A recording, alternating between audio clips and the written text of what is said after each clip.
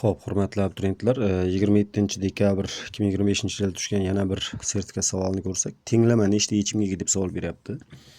Hop, bunda 8 plus mana bu bo'linmadan ayirmadan bo'linmaga o'tib olamiz. 2 x'i.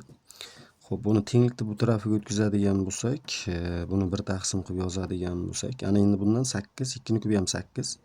8 ni chiqaramiz, qovusdan tashqariga. Qovus ichida qoladi 1 plus bir taqsim 2 ning x'i qoladi. Buni ham tenglikni bu tarafiga o'tkazib x ni chiqaradigan bo'lsak, qovus ichida 1 plus 1 taqsim 2 ning x'i qoladi. Ana endi ikkalasidan ham 1 plus 1 taqsim 2 ning x'ini chiqaramiz qovusdan tashqariga. Qovus ichida 8 minus x teng 0 bo'ladi.